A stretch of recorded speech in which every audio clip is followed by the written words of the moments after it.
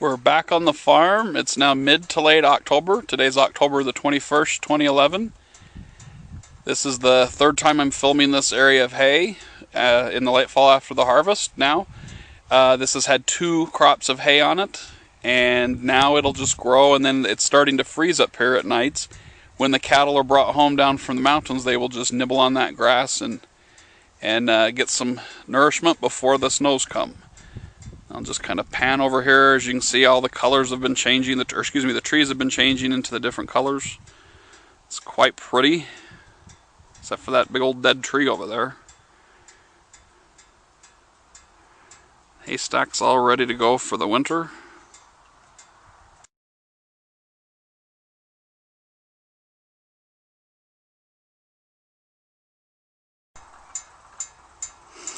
The cattle will, when they come home, they will go around to all the regular places that weren't farmed and where crops weren't cut or whatever, where we couldn't get machinery into, and they will munch on all of that grass until the snow gets too deep to cover it up.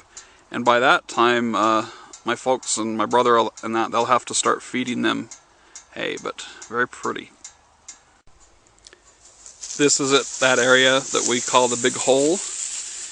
The water level's definitely down. The ducks love to come in here this time of year. Some people sometimes ask us to go duck hunting down along in here because there's some really good ones that you can get.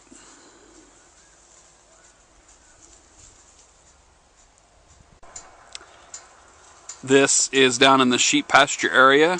If you remember when I filmed in the springtime, the leaves really hadn't come out much yet, and everything was just starting. Then it was so green and pretty in the midsummer, and now everything is starting to enter into the fall season. Some of these cows have been here all summer long, enjoying just munching on the grass and getting fat.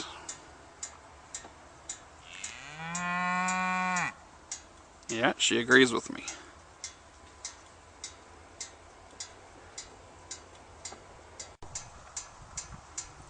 The gates and fences have all been put up in anticipation of the cows coming home in a few weeks from the mountains, so they won't break in and eat all of their food for the winter.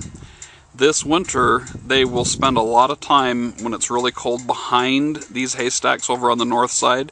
It helps block them when the south wind is really, really cold, and it gives them a pretty good shelter. Alright, this is what it looks like on the north side there. Again, it will definitely not look like this during the winter time. Everything will be completely eaten down and it'll be barren, and that's what they'll spend time back here. And just pan over here in the swampy marshy area near the slough or the creek, there is something called cattails that grow. Some of you have probably heard of cattails. Let me zoom in and see if we can get a little closer picture of them there.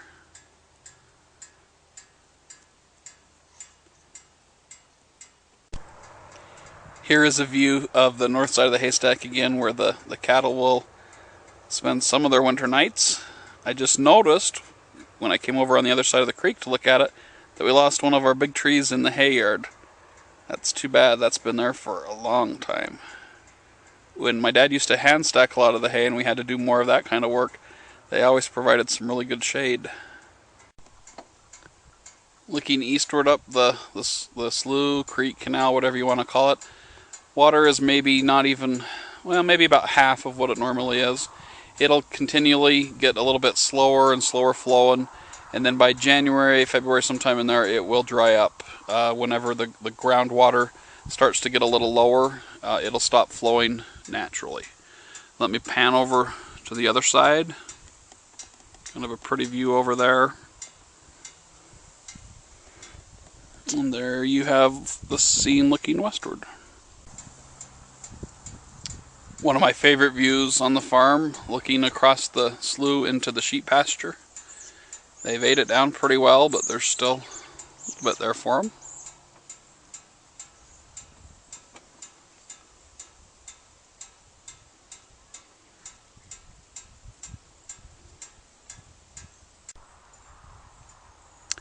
The regular irrigation water has been turned out long ago, or at least really down to minimal. So there's just a little bit left, kind of draining it there in the ditch. This was the new patch of hay that they planted earlier in the year. It looks really good. Once that freezes over, it'll make excellent feed for the cows as long as it doesn't snow on top of it. I think I mentioned this before, but if you let them graze on it without it freezing, they will eat so much of it that they will bloat. They eat so much their stomachs explode, and it's really it's a gross thing to see happen. But that field looks really good. It should produce them a lot of hay next year and in the following years. Just not much left to run. See how it's been so full of water most of the summer that the moss has grown. All this will get eaten down, chewed down soon.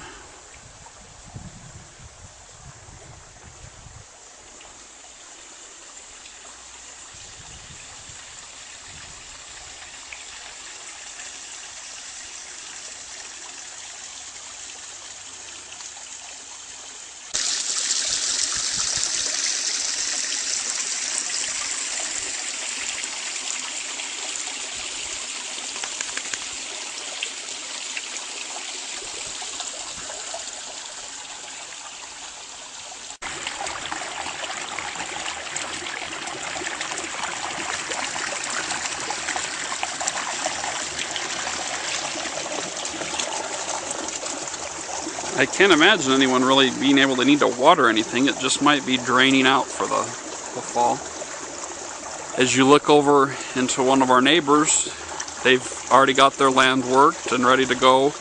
So in the springtime, it'll be minimal on what they have to do. We usually don't do that. I was just walking back to the four-wheeler and just again noticed how pretty the colors were. I'm probably boring some of you with it, but man, I just love it. It's pretty.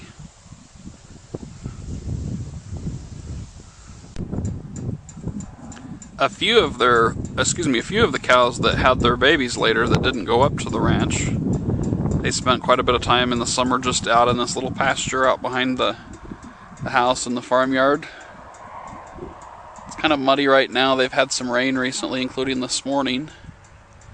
That's looking up into the farmyard area. And then if I go back over there, that's the hill that we sometimes go sliding on.